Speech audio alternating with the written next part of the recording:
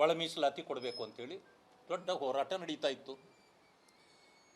ನೀವು ಕಾನೂನನ್ನೇ ತಂದ್ರಿ, act pass ಮಾಡಿದ್ವಿ. ಬೆಳಗಾವಿ ಅಧಿವೇಶನದಲ್ಲಿ ಆ್ಯಕ್ಟ್ ಪಾಸ್ ಆಯಿತು.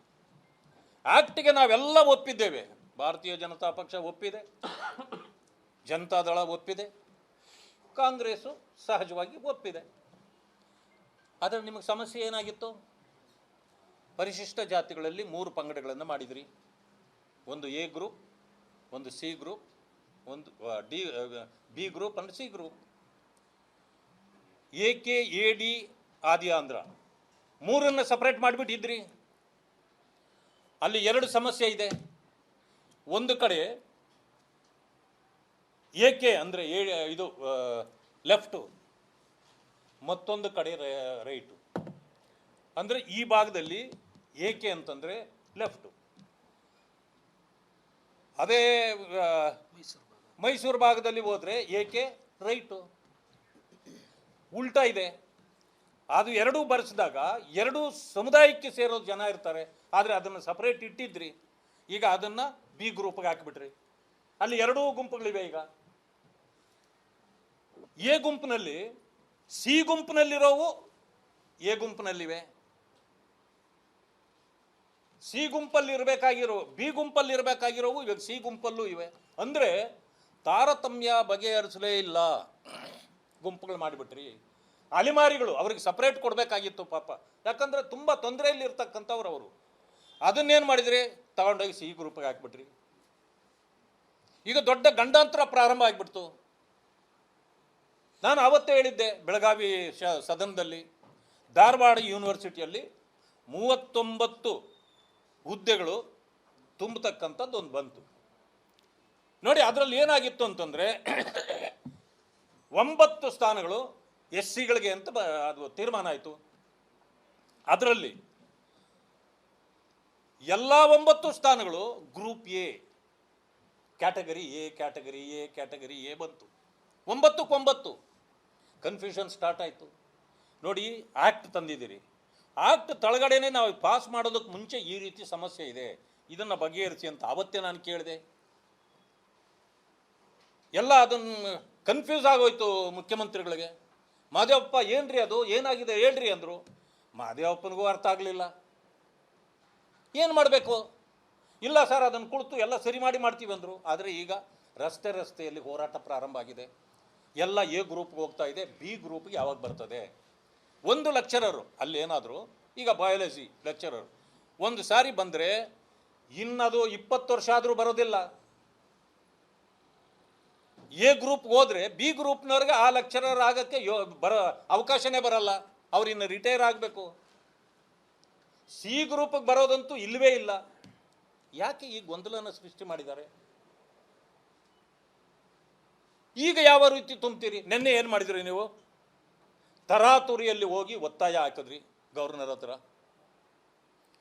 ನಮಗೆ 56,000 ಹುದ್ದೆಗಳನ್ನು ತುಂಬಬೇಕಾಗಿದೆ, ರಾಜ್ಯದಲ್ಲಿ ಯುವಕರು ರಸ್ತೆಗಿಳಿದು ಹೋರಾಟ ಮಾಡ್ತಿದ್ದಾರೆ, ನಮಗೆ ತೊಂದರೆ ಆಗ್ತಾ ಇದೆ, ಅದಕ್ಕೆ ಈ ಒಳ ಮೀಸಲಾತಿ ಅಡ್ಡ ಇದೆ, ದಯವಿಟ್ಟು ಇದಕ್ಕೆ ನೀವು ಅಂಕಿತ ಹಾಕಿ ಕೊಡಿ ಅಂತ ಕೇಳಿದ್ರಿ.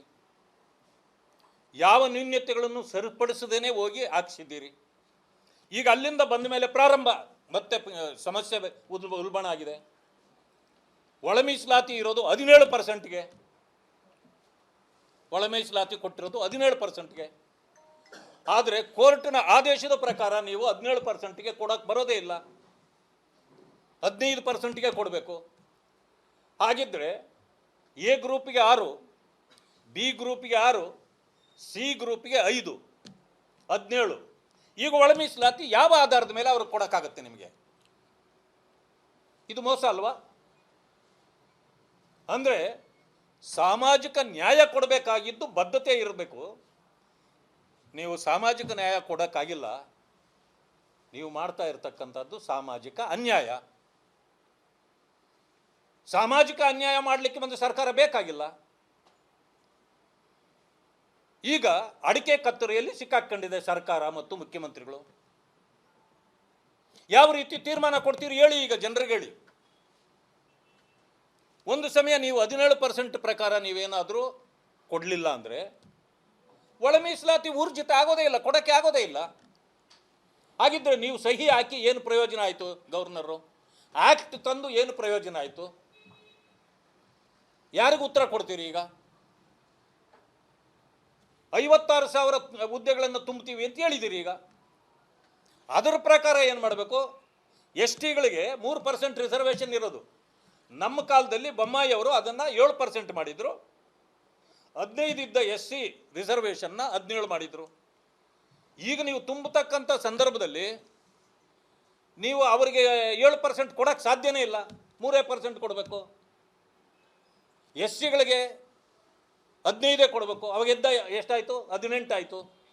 18% ರಿಸರ್ವೇಷನ್ ನೀವು ಕೊಡೋದಾದರೆ ಒಳ ಮೀಸಲಾತಿ ನಲ್ಲಂಡ್ ವೈಡಾಯಿತು. ಹೇಗೆ ನೀವು ಕೊಡ್ತೀರಿ? ಜನರಿಗೆ ಉತ್ತರ ಕೊಡಿ. ಇದಕ್ಕೀಗ ತುಂಬಲಿಕ್ಕೆ ಸಾಧ್ಯನೇ ಇಲ್ಲ. ಅದಾದ ಮೇಲೆ ಇಷ್ಟು ವರ್ಷಗಳ ಕಾಲ ನೀವು ಈ ಯುವಕರಿಗೆ ವಾಗ್ದಾನ ಮಾಡಿ 3 ವರ್ಷಗಳ ಕಾಲ ಯಾಕೆ ನೀವು ಕಾಲಹರಣ ಮಾಡಿದ್ರಿ? ಈಗ ಎಷ್ಟೋ ಜನರಿಗೆ ಏಜ್ ಬಾರ್ ಆಗೋಗುತ್ತದೆ ಪಾಪ. ಏನು ಕಟ್ ಆಫ್ ಇರ್ತದೋ 35 ವರ್ಷ ಇದ್ದರೆ, ಯಾರೀಗ 5 ವರ್ಷ 3, 4, 5 ವರ್ಷದಿಂದ ಕಾಯ್ತಿದ್ರೋ ಅವ್ರಿಗೆ ಏಜ್ ಬಾರ್ ಆಗೋಯ್ತು. ಅವರು ಹುದ್ದೆಗಳಿಗೆ ಹೋಗೋಕ್ಕೆ ಸಾಧ್ಯನೇ ಇಲ್ಲ. ಅವ್ರು ಎಷ್ಟೇ ನಿಪುಣರು ಇರ್ಬೋದು, ನಿಮಗೆ ಎಕ್ಸಾಮ್ಗೆ ಕಟ್ಟೋಕ್ಕಾಗಲ್ವಲ್ಲ. ಅವರು ಸೆಲೆಕ್ಷನ್ ಲಿಸ್ಟ್ಗೆ ಬರಲ್ಲ. ಅವರ ಪಾಡೇನು? ಮನೆ ಮಠ ಬಿಟ್ಟು ಓದಿ ಹಾಸ್ಟೆಲ್ಗಳಲ್ಲಿದ್ದು ಪಿ ಜಿಗಳಲ್ಲಿದ್ದು ಏನು ಕಷ್ಟಪಡ್ತಿರ್ತಾರೆ. ಅಲ್ಲಿ ಧಾರವಾಡದಲ್ಲಿ ನಿಂತು ನೋಡಿದೆ ನಾನು, ರಸ್ತೆಗಳಲ್ಲಿ ನಿಂತು ಕಣ್ಣೀರು ಹಾಕ್ತಾರೆ. ನಮ್ಮಪ್ಪ ನಮ್ಮಮ್ಮ ಹೊಟ್ಟೆ ಕಟ್ಟಿ ಬಟ್ಟೆ ಕಟ್ಟಿ ನಮ್ಮನ್ನು ಸಾಕಿದ್ರು. ಏನೋ ಒಂದು ಉದ್ಯೋಗ ಹೋಗ್ತಾನೆ ನನ್ನ ಮಗ ನಮ್ಮನ್ನು ಸಾಕ್ತಾನೆ ಅಂತ ನಾನು ಯಾವ ಮುಖ ಇಟ್ಕೊಂಡು ನಮ್ಮ ತಂದೆ ತಾಯಿ ಹತ್ರ ಹೋಗಿ ನಿಂತ್ಕೊಳ್ಳಿ ಅಂತ ಅಳ್ತಾನೆ. ಸರ್ಕಾರ ಇಂಥದ್ದಕ್ಕೆಲ್ಲ ಯಾಕೆ ಇಷ್ಟೊಂದು ನೋಯಿಸ್ತದೆ ಬಡವರನ್ನ? ಇದಕ್ಕೆ ಉತ್ತರ ಕೊಡಲಿಕ್ಕೆ ಅವ್ರ ಹತ್ರ ಆಗ್ತಾ ಇಲ್ಲ. ಇಂಥ ಪರಿಸ್ಥಿತಿ ಇದೆ. ಈಗ ಏನೆಲ್ಲ ಮಾಡಿದ್ರು, ಈಗ ಮಾದಿಗ ಸಮುದಾಯ ಇಷ್ಟು ದಿನಗಳ ಕಾಲ ಹೋರಾಟ ಮಾಡ್ತಾ ಇದೆ, ಬೀದಿಯಲ್ಲಿ ನಿಂತು ಹೋರಾಟ ಮಾಡ್ತಾ ಇದೆ. ನಮಗೆ ಅನ್ಯಾಯ ಆಗಿದೆ, ನಮಗೆ ಒಳ ಮೀಸಲಾತಿ ಬೇಕು ಅಂತ. ಅವರಿಗೆ ನ್ಯಾಯ ಕೊಟ್ರಾ? ಈಗ ನೀವು ಅನ್ಯಾಯ ಆಯಿತು. ಈಗ ಅವ್ರಿಗೆ ಅಲೆಮಾರಿಗಳು ಅವರನ್ನೆಲ್ಲ ತಗೊಂಡೋಗಿ ಬಂಜಾರ ಮತ್ತು ಬೋವಿ ಅಂದರೆ ಸಿ ಗ್ರೂಪ್ ಅದರಲ್ಲಿ ಸೇರಿಸಿಬಿಟ್ರಿ. ಈಗ ಅವ್ರಿಗೂ ನ್ಯಾಯ ಇಲ್ಲ, ಇವ್ರಿಗೂ ನ್ಯಾಯ ಇಲ್ಲ. ರೈಟ್ ಕಮ್ಯುನಿಟಿನವರು, ಛಲವಾದಿ ಸಮುದಾಯದವರು ಬೀದಿಗಳಲ್ಲೂ ದಲಿತ ನಾಯಕರು ಯಾರು ಇವತ್ತು ಆಡಳಿತ ಮಾಡ್ತಿದ್ದಾರೋ ಅವರನ್ನು ಬೀದಿಗಳಲ್ಲೇ ಹರಾಜು ಹಾಕ್ತಿದ್ದಾರೆ. ಅವರನ್ನು ಫೋಟೋಗಳನ್ನು ಇಟ್ಟು ಹೊಡಿಬಾರ್ದರಲ್ಲೆಲ್ಲ ಹೊಡಿತಾ ಇದ್ದಾರೆ ಫೋಟೋಗಳ ಮೇಲೆ. ಅಂದರೆ ಇವತ್ತು ಸರ್ಕಾರ ತಾನೇ ಸೃಷ್ಟಿ ಮಾಡಿಕೊಂಡ ತಪ್ಪುಗಳಿಂದಾಗಿ ಇವತ್ತು ಸಂಕಷ್ಟಕ್ಕೆ ಸಿಕ್ಕಿದೆ. ಇದನ್ನೆಲ್ಲ ಪರಿಹಾರ ಕೊಡೋದು ಬಿಟ್ಟು ಗುಂಪುಗಳು ಮಾಡಿಕೊಂಡು ಕುರ್ಚಿಗಾಗಿ ಕುಸ್ತಿ ಮಾಡ್ತಾ ಕೂತಿದ್ದೀರಿ.